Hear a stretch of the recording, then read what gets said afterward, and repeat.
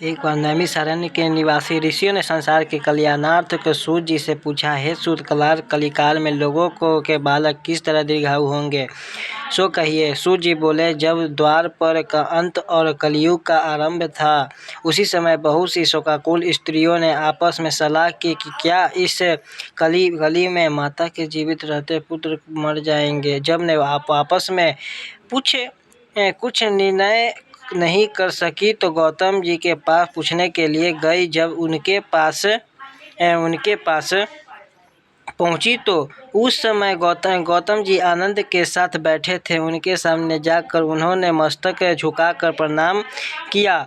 तदंतर लियो ने पूछा कि हे प्रभु, इस कलयुग में लोगों के पुत्र किस तरह जीवित रहेंगे। इसके लिए कोई व्रत या तप हो तो कृपा करके बताइए। इस तरह उनकी बात सुनकर गौतम जी आपसे बोले। गौतम जी ने कहा, जब महाभारत युद्ध का अंत हो गया और दोनों पुत्र अश्वत्थामा के द्वारा अपने बेटों के मरा देखकर सब पांडवों को बड़ी दुखी हुए, तो पुत्र के शोक से व्याकुल होकर द्रौपदी अपनी सखियों के साथ ब्राह्मण श्रेष्ठ धौम्य के पास गई और उसने धौम्य से कहा, हे विप्रत्र, कौन सा उपाय करने से वचन दीर्घायु हो सकते हैं, कृपा करके ठीक ठीक कहिए। धौम्य बोले कि सतयुग सत्यावचन बोलने वाला, सत्याचरण करने वाला, समदर्शी जीवित वाहन एक राजा था। एक बार वह अपनी स्त्री के साथ अपनी ससुराल गया और वहीं रहने लगा।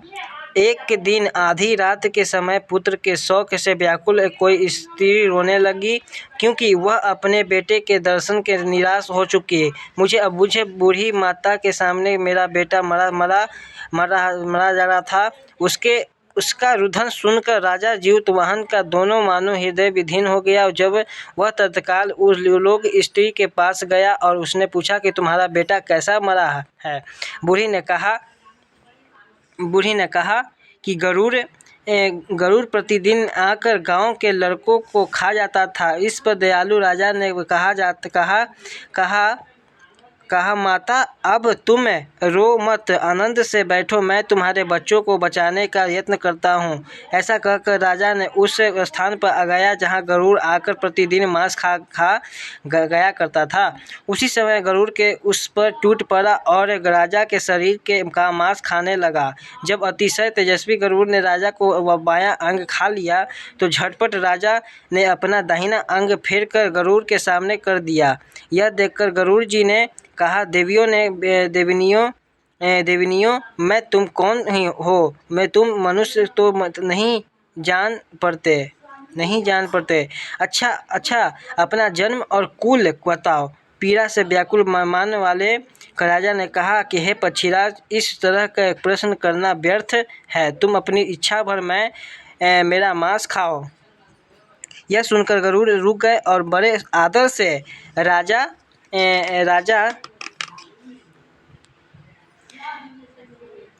राजा एक के जन्म और कुल की बात पूछने लगे। राजा ने कहा, मेरी माता का नाम है शोभ्या और मेरे पिता का नाम सलिवाहन है। सूर्य वंश में मेरा जन्म हुआ है और जीवितवाहन मेरा नाम है। राजा की दयालुता देखकर गरुड़ ने कहा, हे महाभाग, तुम्हारे मन में जो अभिलाषा है वह वर मांगो। राजा ने कहा, हे पक्षीराज, यदि आप मुझे वर दे रहे हैं तो वर दीजिए कि आपने वह अब तक जिन प्राणियों को खाया है वे सब जीवित हो जाएं। हे स्वामी, आप यहाँ बालकों को न खाएं और कोई ऐसा उपाय करें कि जहाँ जो उत्पन्न हो वे लोग बहुत दिनों तक जीवित रहें। और धौम्य ने कहा कि पक्षीराज गरुड़ राजा को वरदान देकर स्वयं अमृत के लिए अब नागलोक चले और वहां से अमृत लाकर उन्होंने उन मरे मनुष्य को हड्डियों को बरसाया। ऐसा करने से सब लोग जीवित हो गए जिनको कि पहले से गरुड़ ने खाया था। राजा ने त्याग और गरुड़ की कृपा से वहाँ वाले का बहुत कष्ट दूर हो गया। उस समय राजा के शरीर का शोभा दूनी हो गई थी। राजा ने दयालुता देखकर गरुड़ ने फिर मैं संसार के कल्याणार्थ के एक और वरदान दूंगा।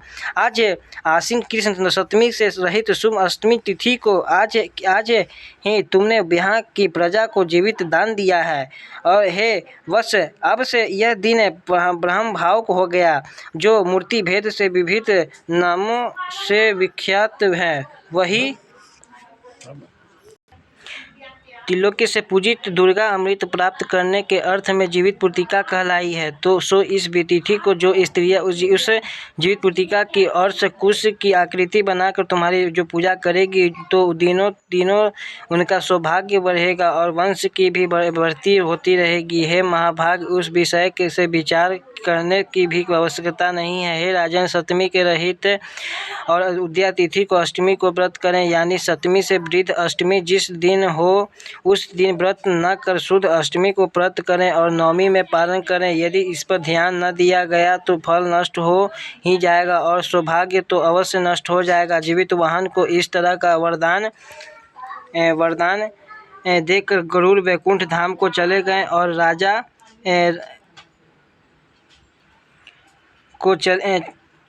को चले गए और राजा भी अपनी पत्नी के साथ अपने नगर के वापस आए। द्रौपदी से कहते हैं कि हे देवी, मैंने यह अतिशय दुर्लभ को व्रत तुमको बतलाया है। इस व्रत को करने से बच्चे दीर्घायु होते हैं। हे देवी, तुम भी पूर्णतो विधि से यह व्रत और दुर्गा जी का पूजन करो तो तुम्हें अभिलाषित फल प्राप्त होगा। मुनिराज धूम्र के बात सुनकर द्रौपदी हृदय से मैं देखकर एक प्रकार के कौतूहल उत्पन्न हुआ और पूर्वासिनी की स्त्रियों को बुलाकर उनके साथ यह उत्तम व्रत किया। गौतम ने कहा यह व्रत और इसके प्रभाव को किसी एक चीह से सुन लिया और अपनी सखी के सियारिन को बतलाया। इसके बाद पीपल वृक्ष के शाखा पर बैठकर उस चीह ने उस वृक्ष के खोते में बैठकर सियारिन ने भी व्रत किया और फिर वही चीह किसी उत्तम ब्राह्मण को मुँह से यह कथा सुनाई और पीपल के खोते में बैठी हुई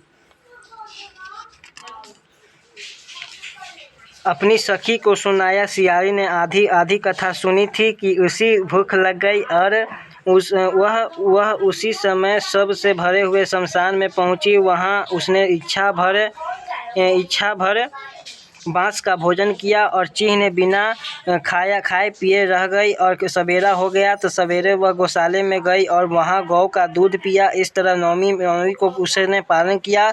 कुछ दिनों बाद वे दोनों मर गई और अयोध्या में किसी धनी व्यापारी के घर जन्मी।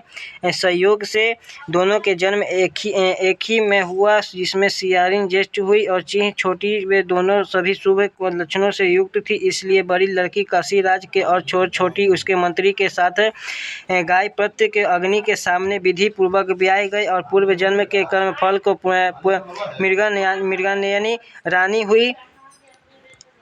जिस किसी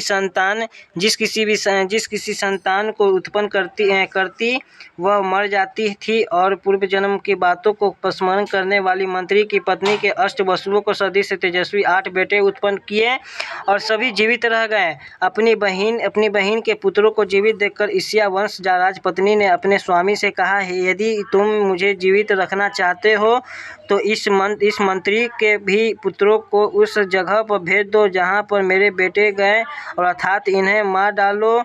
यह सुनकर राजा ने इस मंत्री के पुत्रों को मारने के लिए कई प्रकार के उद्योग किए, पर मंत्री ने पत्नी ने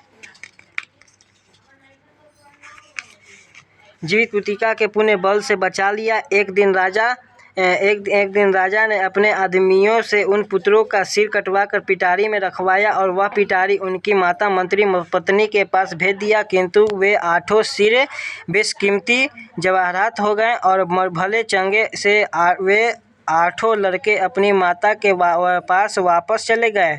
उनको जीवित देखकर राजपत्नी को बड़ा विस्मय हुआ। अंत में वह मंत्री की पत्नी के पास आई और उसने पूछा कि बहन, तुमने कौन सा ऐसा पुण्य किया जिसने बार मारे जाने पर भी तुम्हारे बेटे नहीं मरते। और इस पर मंत्री की पत्नी ने कहा कि पूर्व जन्म में चीह थी और तुम सियारिन, दोनों ने व्रत किया था। तुमने व्रत के नियमों का भली भांति पालन नहीं किया था और मैंने किया था। इसी दोष को ये बहन तुम्हारे बेटे नहीं जीते हैं और राजरानी, तो अब भी तुम उस जीवित पुत्र का व्रत को करो तो तुम्हारे बेटे दीर्घायु होंगे। मैंने तुमसे सच कह रही हूँ। उसके कथानुसार रानी ने व्रत किया, तभी सभी से उसके कई बेटे के सुंदर और दीर्घायु होकर बड़े बड़े राजा हुए। सूर्य कहते हैं कि सब प्रकार के आनंद देने वाले मैंने यह दिव्य व्रत बतलाया। स्त्रियां चिरंजीवी संतान चाहती हो तो विधि पूर्वक यह व्रत करें।